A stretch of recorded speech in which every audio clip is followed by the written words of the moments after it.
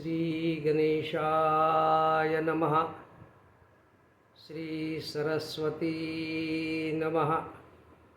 श्री हनुमंताय नमः। ओम नमो भगवते वासुदेवाय। नमः पार्वतीपती हर हर हर हर महादेव। आपण भगवद्गीतेवरती प्रवचन करत आहोत, भगवद्गीतेचं अध्ययन करत आहोत। भगवद्गीता ही अध्याय 1 ते अध्याय 18 असं क्रमाक्रमानं त्याचं अध्ययन न करता सोप्या भाषेत भगवंतानी काय काय आपणाला सांगितलेलं आहे तिथून आपण सुरुवात करत आहोत, म्हणजे गीता समजण्यासाठी सोपी जाईल। आता आपणाला माहीतच आहे, आपण या कर्मभूमीवरती जन्म घेतलेला आहे। प्रत्येक मनुष्याला कर्म करावंच लागतं, असा कोणताही मनुष्य नाही, मग कोणत्याही क्षेत्रातला असो, त्याला कर्म वाचून गत्यंतर नाही। मग श्रीकृष्ण महाराज कर्माबद्दल काय सांगतात, कर्माचे सिद्धांत काय सांगतात, त्याचा आपण प्रथम अभ्यास करू, म्हणजे गीता समजण्यासाठी सोपी जाईल। आता कर्म करायचं म्हटल्यानंतर प्रथम गोष्ट आहे आपली प्रकृती ठीक राहणे। प्रकृती चांगली असावी, निरोगी असावी, सशक्त असावी। मग त्याबद्दल श्रीकृष्ण महाराज काय काय सांगतात याचा आपण विचार करत आहोत। गेल्या अगोदरच्या प्रवचनामध्ये आपण पाहिलेलं आहे, एक श्रीकृष्ण महाराजांनी एक चांगला सिद्धांत सांगितला होता की प्रकृती कशी चांगली ठेवावी, निरोगी ठेवावी। तो श्लोक असा आहे, आणखी केवळच वाचतो मी। युक्त आहार विहारस्य युक्त चेष्टस्य कर्मसु युक्त स्वप्न अवबोधस्य योगो भवति दुःखा। युक्त आहार विहारस्य, युक्त म्हणजे काय, योग्य प्रकारे, आणि आहार म्हणजे आपण जे भोजन करतो त्याला आहार म्हणतात। विहारस्य म्हणजे जाणे येणे फिरणे चालणे याला विहार म्हणतात। आणि युक्त चेष्टस्य कर्मसु, मग आपण जे कर्म करतो त्याच्यामध्ये जे वेगवेगळ्या प्रकारच्या क्रिया करतो त्या युक्त असाव्यात। तसंच युक्त स्वप्न, स्वप्न म्हणजे इथं स्वप्नाचा अर्थ आहे झोप, म्हणजे युक्त झोप असावी। आणि अवबोधस्य म्हणजे जागरण पण युक्त असावं, म्हणजे योग्य प्रकारे आपली प्रकृती चांगली ठेवण्यासाठी फक्त आहाराचा म्हणजे जेवणाचाच विचार केलेला नाही, वेगवेगळ्या गोष्टीचा विचार श्रीकृष्ण महाराज करत आहेत। तर थोडक्यात आपण पाहू की याचा आहार, नंतर विहार, कर्म, क्रिया, स्वप्न म्हणजे झोप, आणि जागरण हे युक्त कसं असावं। आता आहार म्हटल्यानंतर प्रथम आपण आहाराबद्दल बोलू। आहार म्हटल्यानंतर काय की प्रत्येकाचा आहार वेगवेगळा असतो। आपली प्रकृती कशी आहे, आपला स्वभाव कसा आहे, आपलं कार्य काय आहे, आणि आपण कोणत्या प्रदेशात राहतो याचा पण फरक पडतो, स्थानाचा फरक पडतो। नंतर ऋतू, वेगवेगळे ऋतू असतात, त्या ऋतूप्रमाणे पण आपला आहार असायला पाहिजे। एखादा मल्ल आहे, त्या मल्लाची प्रकृती सुदृढ राहण्यासाठी त्याचा आहार मोठा असतो।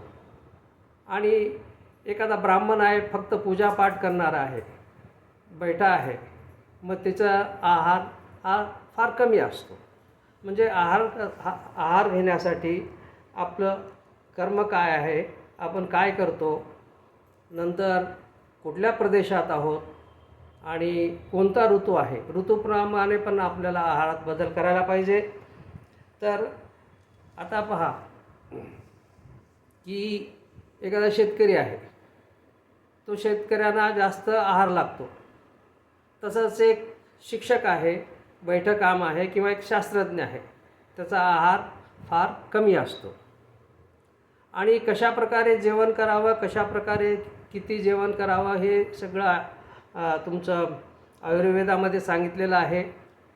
इथं मला एक गोष्ट आठवली आहाराबद्दल किती आहार खावा आणि किती पाणी प्यावं, केव्हा पाणी प्यावं, याच्याबद्दल एक मला चुटकुला आठवला, एक गोष्ट आठवली.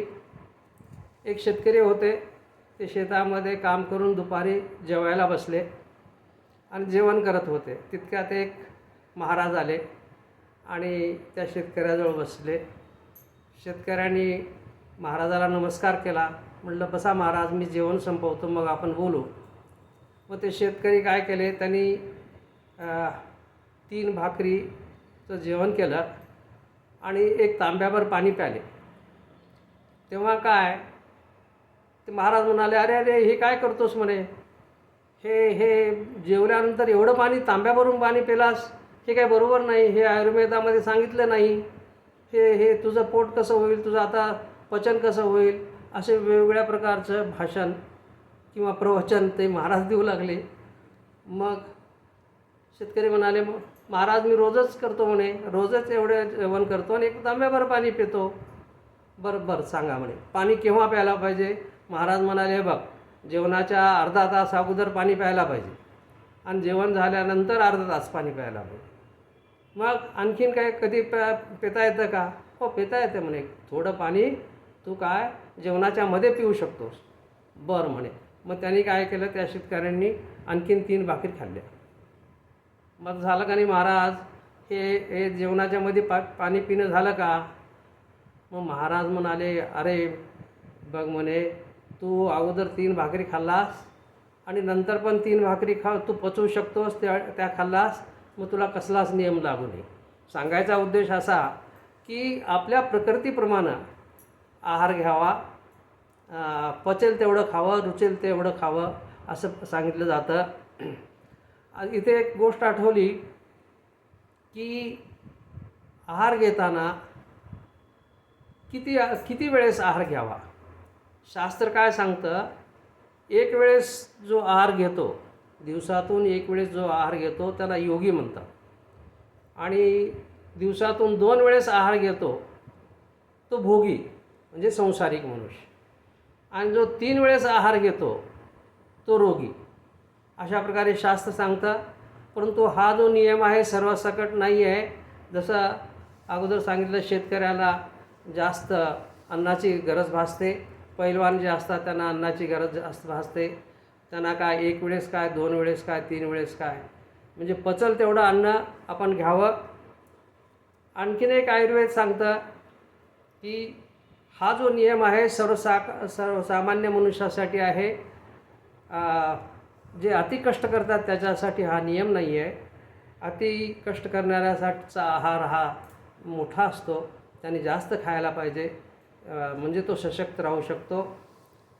आयुर्वेद काय सांगतं की मनुष्याने जे आपलं पोट आहे, अर्ध पोट अन्नानं भरावं आणि 4 आणे पोट, म्हणजे 8 आणे पोट अन्नाने भरायचं, 4 आणे पोट पाण्याने भरायचं आणि 4 आणे पोट जे आहे ते रिकामं ठेवायचं. असं आयुर्वेद सांगतं. सरासरी मनुष्याने अशा प्रकारे वागावं, म्हणजे आपली प्रकृती सुदृढ राहते. आता अन्नाचा ज्यावेळेस आपण विचार करतो, आहाराचा विचार ज्यावेळेस करतो, तर ते सकस आहार असावा. आता नंतर सांगणार आहे मी अन्नाचे किती प्रकार आहेत, काय काय प्रकार आहेत. परंतु ते अन्न कसं बनवलं याला पण महत्त्व आहे. अन्न कोण बनवलं, कसं बनवलं, आपल्या घरी बनवलं की आपण हॉटेलात जाऊन जेवण केलं की आपण ऑनलाईन मागवलं, याचा पण फार फरक पडतो. जरी अन्न तेच असलं तरी बनवण्याची जी क्रिया असते त्याचा फार परिणाम त्या अन्नावरती होत असतो.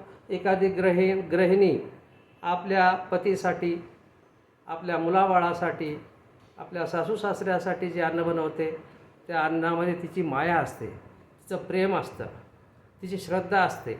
आणखीन ती ज्यावेळेस बनवत असते ती आपल्या इष्टदेवासाठी पण बनवत असते. तिच्यामध्ये श्रद्धा असते, विश्वास असतो, प्रेम असतं.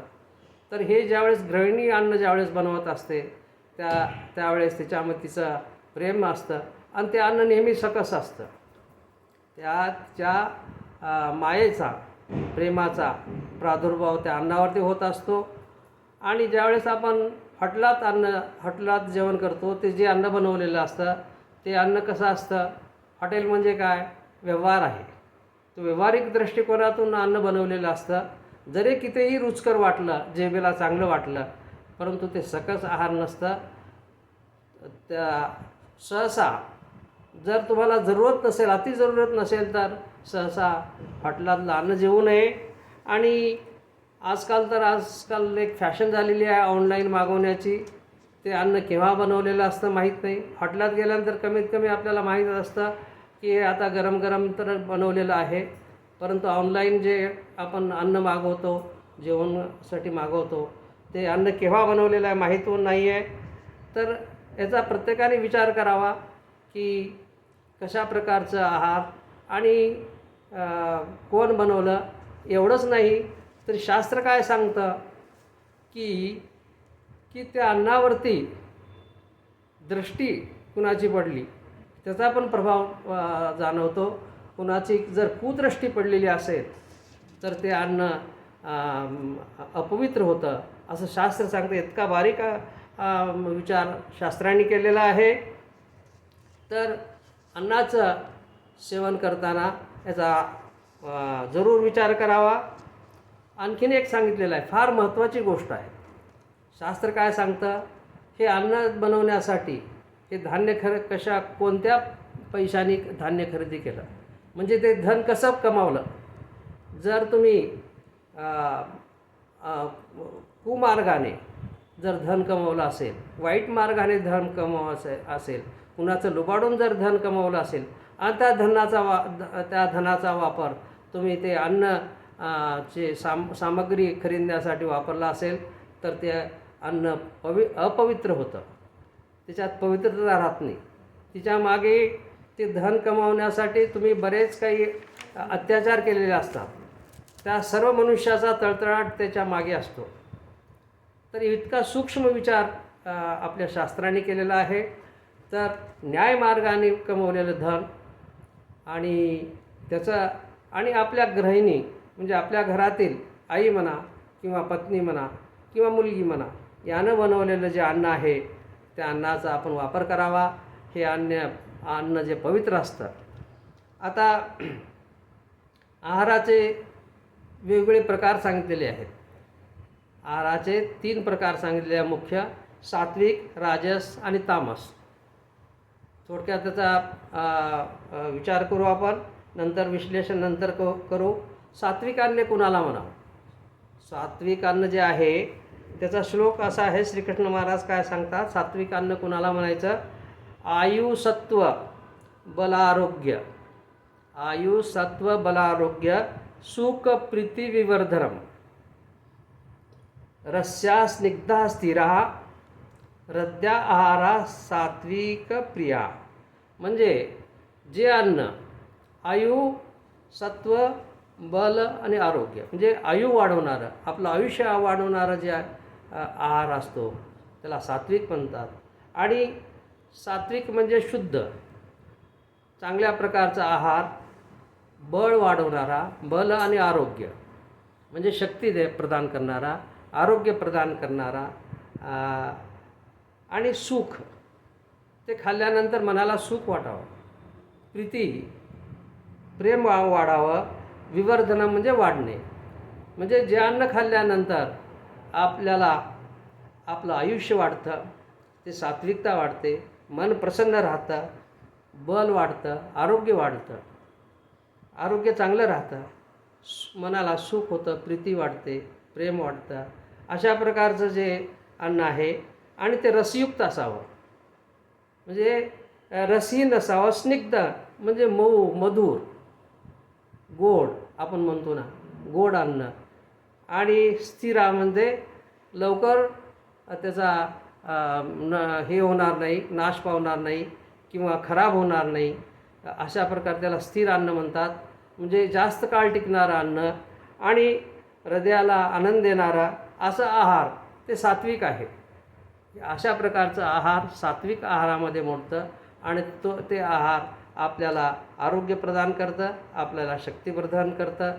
आता आणखीन पुढे आहाराचे प्रकार आहेत राजस आणि तामस. त्याचा आपण पुढच्या ह्याच्या सत्रामध्ये विचार करू. हे सत्र इथंच थांबवतो. ओम नमः शिवाय. नमः पार्वतीपती. हर हर हर हर हर महादेव. ओम शांती शांती शांती.